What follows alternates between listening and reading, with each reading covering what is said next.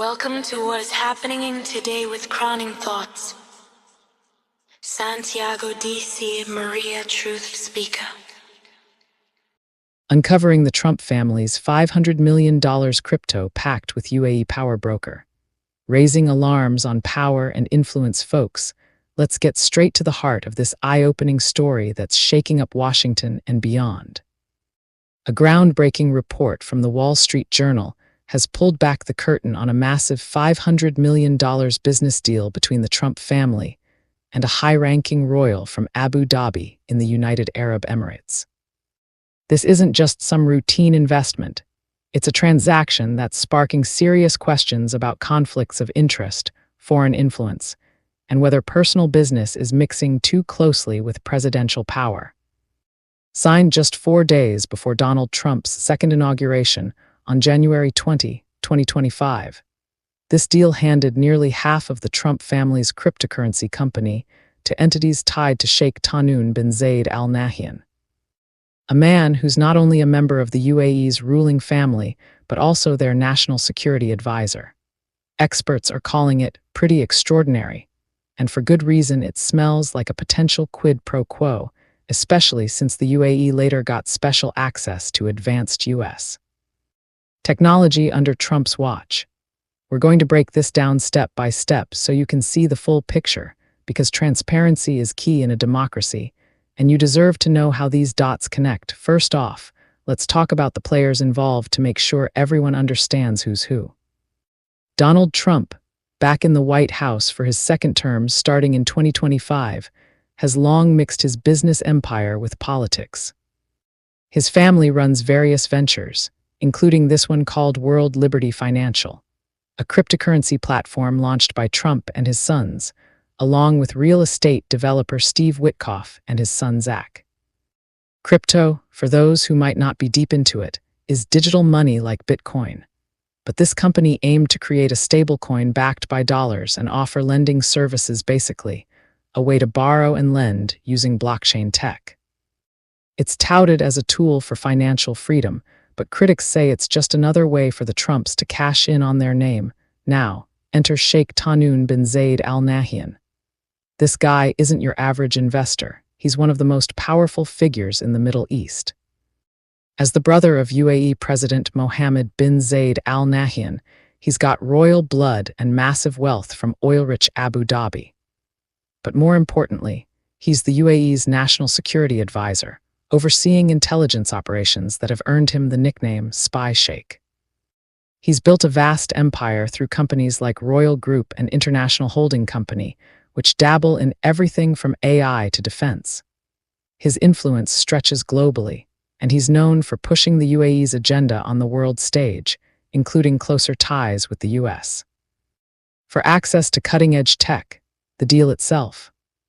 On January 16, 2025, literally days before Trump took the oath of office again, Eric Trump, Donald's son and a key player in the family business, signed papers selling a 49% stake in World Liberty Financial for $500 million. The buyers were firms connected directly to Sheikh Tahnoon. This wasn't announced publicly at the time. It stayed under wraps until the Wall Street Journal dug it up through sources and documents. Why the secrecy? That's a big red flag. In business, big deals like this usually get press releases and fanfare, especially for a high-profile family like the Trumps. Hiding it suggests there might be more to the story, like avoiding scrutiny over how it could influence U.S. policy. To explain why this matters, think about the timing and what happened next. Just months after this investment, in the spring of 2025, the Trump administration approved the UAE's access to sensitive American artificial intelligence chip technology. AI chips are the brains behind advanced computing, used in everything from self-driving cars to military drones. The U.S. has strict export controls on this stuff because it could give foreign powers an edge in surveillance or warfare. Sheikh Tahnoon has been aggressively pursuing AI investments worldwide, and getting this access was a huge win for the UAE. Critics, including ethics watchdogs and former officials, are pointing out the obvious. Did the $500 million buy favor? One expert called it corruption on a breathtaking level, suggesting it looks like a bribe disguised as a business deal. The UAE wanted tech access. The Trumps got a $500 million infusion into their crypto startup. Connect those dots, and it's hard not to see a potential conflict. But let's be fair and look at all sides, because truth demands balance. The Trump family and their spokespeople have pushed back, saying this was a straightforward business transaction with no ties to government policy. They claim World Liberty Financial is a private venture, separate from the presidency, and that the deal was negotiated before Trump won the 2024 election. Eric Trump has emphasized that it's about innovation in finance, not politics. On the UAE side, officials haven't commented directly, but they often frame such investments as economic partnerships. There's no smoking gun proving a direct quid pro quo, no leaked emails or recordings saying, "Give us the money, and we'll hook you up with chips." Investigations would need to uncover that. However, history shows us patterns. During Trump's first term, foreign governments spent millions at Trump properties, raising similar emoluments clause concerns. That's the constitutional rule against presidents profiting from foreign entities. This deal fits that mold, amplifying worries about blurred lines between personal gain and public duty. Diving deeper into the implications, this story highlights broader issues in American politics. Foreign investments in U.S. companies aren't illegal, but when they involve family members of the president and coincide with policy favors, it screams for oversight. Congress could investigate through committees like the House Oversight or Senate Foreign Relations, but with a Republican majority in 2026, that's unlikely unless public pressure builds. Ethics laws require disclosure of such deals, but the Trumps argue it's a private company matter. Still, transparency is lacking. Why not reveal it up front? For everyday Americans, this feels like another example of the elite playing by different rules. While families struggle with bills, a $500 million windfall lands in the laps of those already in power, potentially at the cost of national security. Let's expand on the crypto angle to help you grasp why this platform matters. World Liberty Financial isn't just any startup, it's branded as a decentralized finance tool, promising to empower ordinary people against big banks.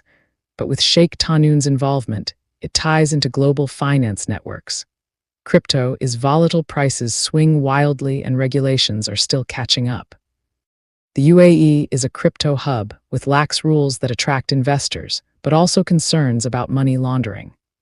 By partnering here, the Trumps gain capital but risk associating with a regime criticized for human rights issues, like suppressing dissent or spying on activists. Sheikh Tahnoon's intelligence role adds another layer. He's linked to hacking scandals, including the use of spyware like Pegasus to target journalists and rivals. Does this mean U.S. tech is now in hands that could misuse it? It's a valid fear. Historically, similar deals have led to scandals.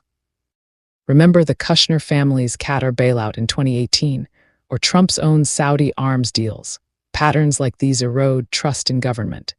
In this case, the journal's reporting relied on insiders and records, making it credible journalism, not fake news. Sam Kessler, one of the reporters, described the deal as unusual due to its size and timing. Other outlets like Common Dreams and Daily Mail have amplified it, calling it a bombshell that demands answers. To wrap this up boldly, this $500 million deal isn't just business, it's a wake-up call about how foreign money can sway American leadership. We must demand accountability to protect our democracy. If we ignore these entanglements, we risk handing over influence to those who don't have America's best interests at heart.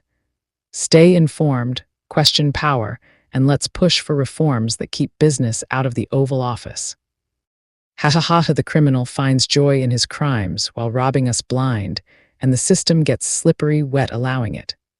Welcome to the world where demons rules and money buys you power people. If you also support democracy and freedom, feel free to join me in this fight. Click follow, click subscribe, and join me. Divided we fall, and together we can knock down mountains. Through unity is the only way we can make a change. I speak the truth, I share a bit of history, I share what is happening, I try to keep everyone updated with what is going on. I used to write for Newsbreak, but then I went on my own so that I can speak the truth and warn people freely without rules, because you deserve the truth. I do not consider myself independent news. I am just a truth speaker with a mix of everything. I also share about God. I appreciate your time.